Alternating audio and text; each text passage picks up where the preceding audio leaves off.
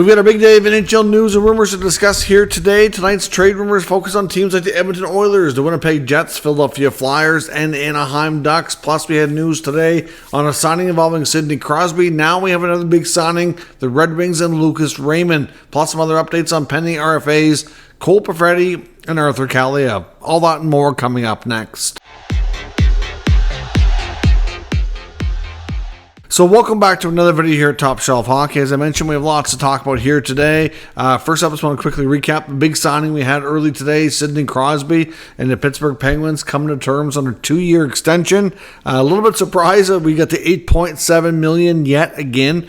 Every contract that Crosby has signed since his entry-level deal has been $8.7 million. That's going to be over 19 years by the time this contract is said and done. He definitely could have taken substantially more money.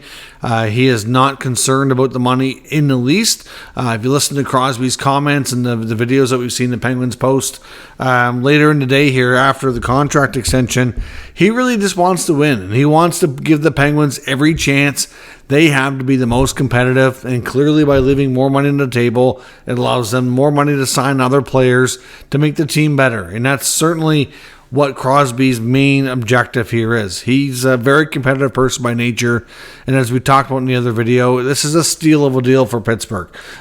We knew all summer where there's a variety of different rumors that have popped up on why it took so long, and is there any chance he could leave and all that kind of stuff. Obviously, this will put all that stuff to rest. The main issue was that Crosby really didn't know how long he wanted to play for, and it was really more in his court as for what was holding it up. I think that there's definitely no doubt the team was, willing to give him what he wanted here. It's just a matter of him knowing what that was. So clearly, steal of a deal. This will take him to age 40. Of course, he's got this year, and then now he extends for 2 more. That'll be 40 years of age. Will he play beyond that? It's hard to say. Obviously, we've seen extensions done for his longtime teammates Malkin and Letang.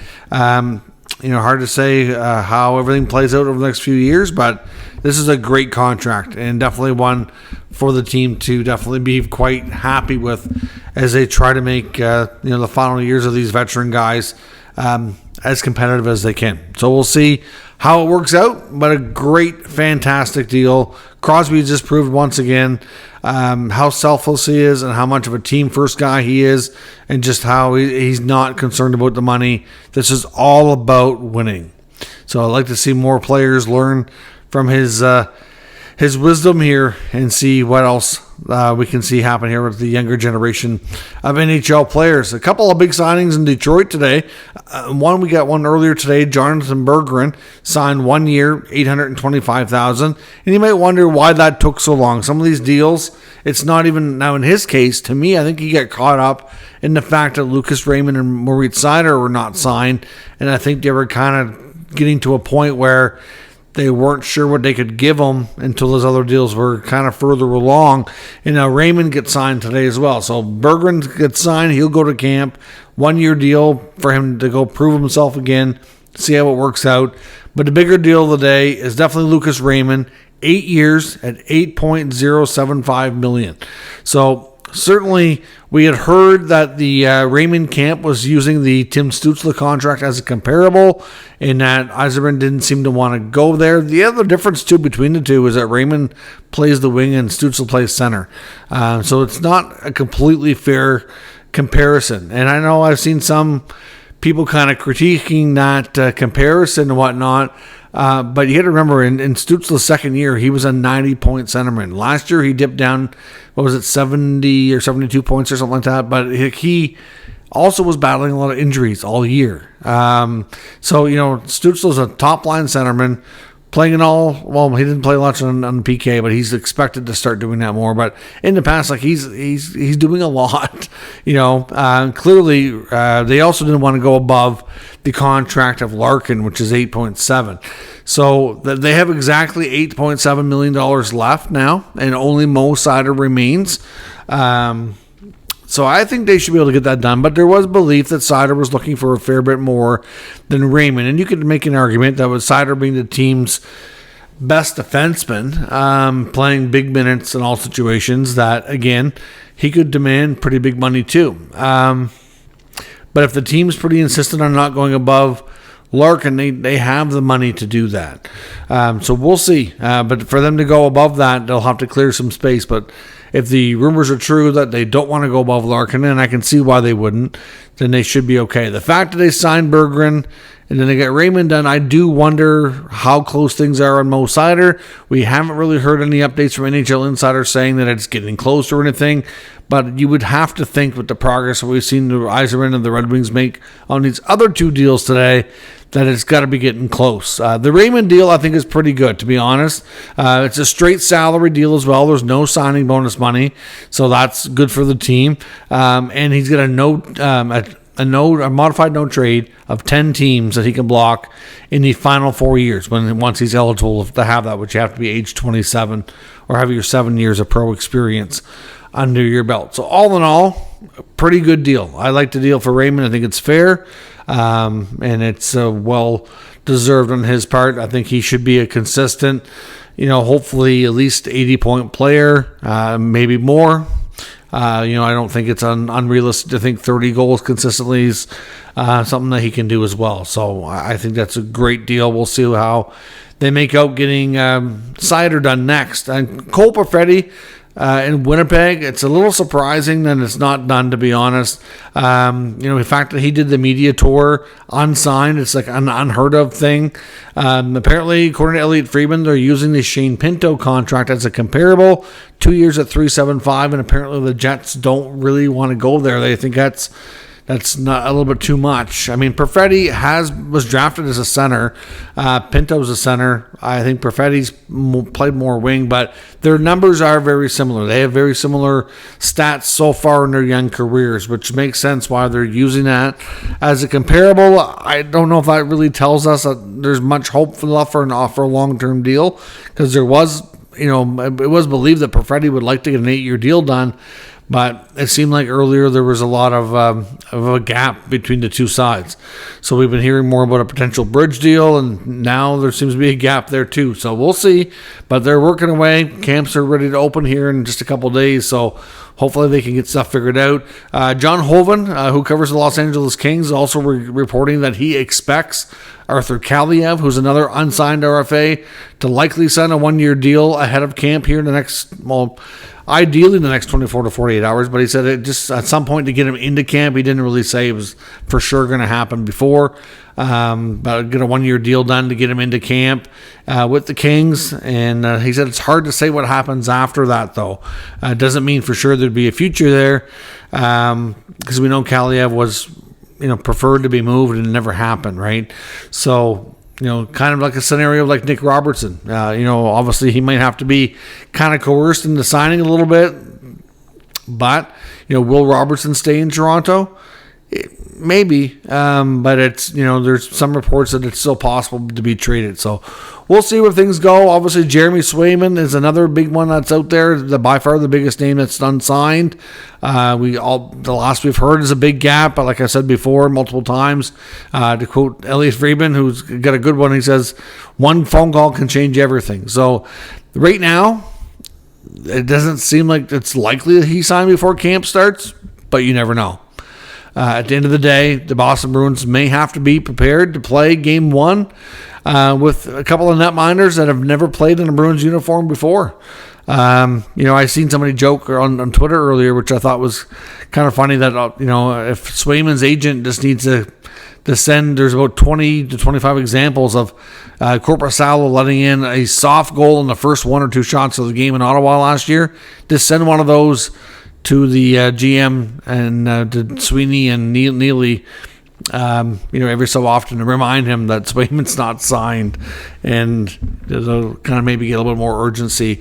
Like I said in the Bruins season preview that I posted earlier, though, I do think Korpisalo will play better in Boston than he did in Ottawa. I do think that as much as you can make an argument that the Bruins are a stronger defensive team and a better structure and all that, at least looking at the Sens last year, hopefully the Sens will be better this year. New head coach, new systems, new everything, and hopefully it'll be more successful. But regardless, looking at last year, it were the forwards in the D guilty of not being good enough at times, especially defensively? They absolutely were. But at the same time, Korpisalo and Forsberg were very guilty as well. Like I said, the first or second shot of every game, it went in, like, I can't remember how many times it was. I think it was about 25 times.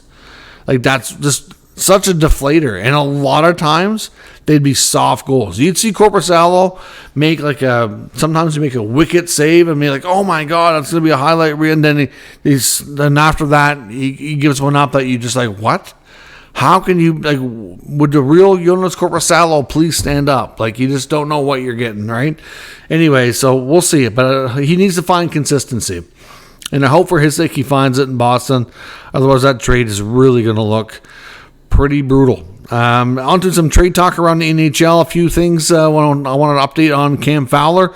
Of course, the veteran defenseman, 32-year-old with 2 years left on his deal with the Ducks at $6.5 million, is pretty well expected to be moved this year. Of course, we've heard those reports that's been out for about the past week or so.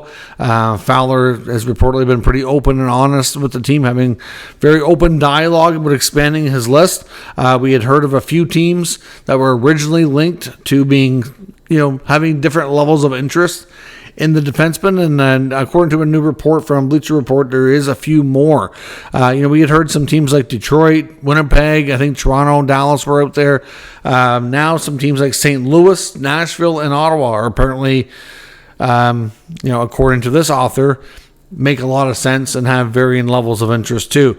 If you look at the Blues, for example, they don't have Torrey Krug this year. He's out all year with injury, so obviously they're down a left shot D. If they can get to the to be in the mix for postseason, I can see. In Ottawa's case, I'm not sure it makes a ton of sense, to be honest, unless they end up with an injury situation. They moved Jacob Chikrin to get a right shot defenseman already. They have Sanderson and Shabbat, who both play the left side and log big minutes. They don't really need another defenseman who can play their weak side. So, they don't need a third pair defenseman also making $6.5 million. So I don't know that makes a lot of sense for them. Nashville, maybe. So hard to say. There's going to be lots of interest in Fowler for sure. The number of teams that are going to probably end up contacting Anaheim and having at least like some conversations is going to continue to grow, I'm sure, in the coming days and weeks, especially as we get through training camp. But I don't know that there's any real urgency to move them. It'll depend on when they find the right deal. And like I said, that could come anytime, whether it be this week or it could be halfway through the year, it could be the trade deadline. It's hard to say, but there is definitely a fair bit of interest in Fowler, and he's working with the team to expand his list to make sure that they have many options to get a decent deal and to move him along for a new adventure here in his career. The Philadelphia Flyers are also expected to trade prospect goaltender Alexei Kolosov. Kolosov not happy, does not want to return to the Flyers. Sounds like he's not going to report to training camp. I think his side of it is just taking a look at the goaltending situation.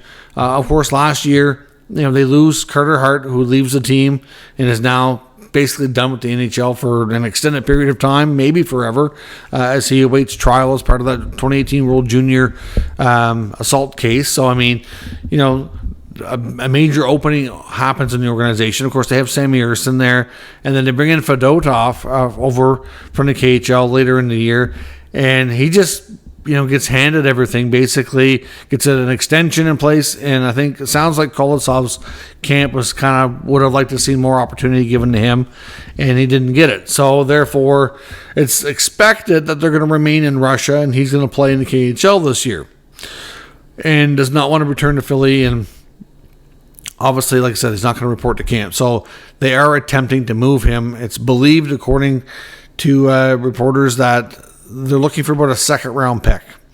Now, as far as what level of NHL readiness he has, I don't know that anybody can really say he's ready for a big role. It's not like it's a scenario at all like we saw with Yaroslav Askarov out of Nashville. Like, there was tons of interest in that guy. And there was actually, and Pierre LeBrun even confirmed today as well on a new article that there was definitely lots of other teams outside of the Sharks that were involved in trade talks. Of course, that never materialized, but like the Sharks won that battle and got the deal done. But Montreal was in there, which we already knew. Colorado, I believe Carolina as well. So like, there was lots of interest for some of the bigger name teams like that are, besides Montreal, like even some of the cup contenders, right? But Kolosov is not the same level of prospect. So obviously teams looking for some depth and looking for a team that can hold off and not necessarily need that this year, then yeah, it's possible. Hard to say when a deal is going to get done, but what we can say for right now is he's not expected to return to Philly. Sounds like that relationship has kind of gone sour, and they will move him when they find the right opportunity. In Winnipeg, Nikolai Ehlers is still somebody to keep an eye on. I know Kevin Cheveldayoff was asked about the contract situation, and his comments were that they're kind of taking a wait-and-see approach. So it doesn't really give you the impression that it's a big priority to get Ehlers extended right now. To me, with those kind of response, says that Ehlers maybe isn't sure he wants to sign and just kind of taking it slow and seeing how everything goes here. But at the same time, could it change? It's possible, but it sounds like it could be addressed later in the year. I know the article I was reading with the comments from Cheveldayoff suggested it could maybe happen a little bit sooner. But the fact that, it's a wait-and-see approach, it's not anything that's actively being worked on, would also lead me to think that a trade is still very much possible. But I think a lot of that is going to depend on how Ehlers himself does this year and how the team does. If Ehlers is performing at a pretty good level and the team is winning and getting into a playoff spot, they're not going to rush to move this guy. But if he is struggling or the team happens to, be below expectations this year, then I think it's quite likely we see them kind of cut bait on a extension conversation and go down the trade route. But it's still difficult to say how it's going to play out. But for right now, like you said, it's kind of wait and see. So a trade's possible, so is an extension. But it just seems like if it does go the route of extension, that it's probably going to have to wait a while. In Edmonton, of course, we've heard from Bob Stauffer in the last couple of days saying he really expects the Oilers to trade for a top four defenseman, preferably a right shot defenseman here sometime throughout the year. Of course, we had talked a bit about a few days ago Rasmus Andersson being a prime candidate to keep an eye on. Of course, Calgary not expected to contend. They're probably going to be out of the playoffs early, and I suspect some of their veterans like Andersson's going to get a lot of attention. Doesn't mean that they're going to move them all, but it is believed that the Flames will continue that teardown this year, and we'll likely see a few more Flame veteran guys, whether it be Andersson or Kadri or maybe Uyghur. Not all going to move, but it's quite likely and possible that we see a couple more of them go. With that being said, there's certainly other teams and other players out there that we kind of expect the Oilers to be kind of monitoring and watching to see how things go. And a new article that's suggested that this is from the Philadelphia Hockey Now, so it's from a Flyers writer's perspective that they seriously look at Rasmus Ristolainen. Now, what Stauffer said was that they would want a right shot top 4D that comes with a bit of term. Ristolainen comes with 3 years and just over $5 million per year on his deal.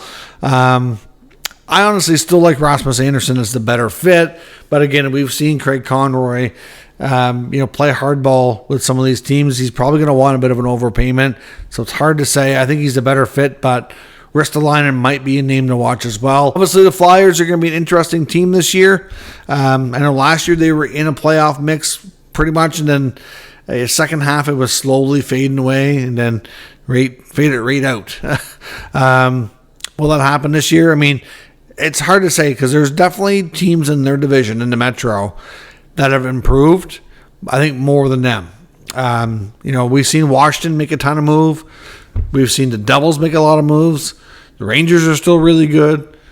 The Hurricanes are weakened, but I think they're still going to be really good. So I think they're going to have a tough time getting into playoffs, in my opinion. So I do think we could see a few more Flyers, players sold off as well. And I would suspect that they'd be open to a Ristolainen deal. I just don't know. I'm not entirely convinced he's the absolute best fit for Edmonton. But according to the latest intel there, it sounds like he is a name that they're going to be monitoring to see if he could be a good fit. So I'll have to see where that goes. But let me know your thoughts on all of today's news and rumors down in the comments. Of course, like I said, lots of good news today on extensions.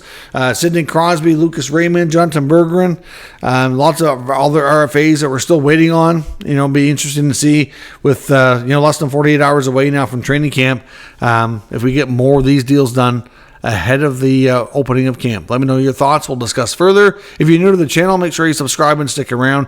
We'll keep you up to date with the latest news, rumors, and analysis of all 32 NHL teams. Thank you for watching. I'll catch you next time.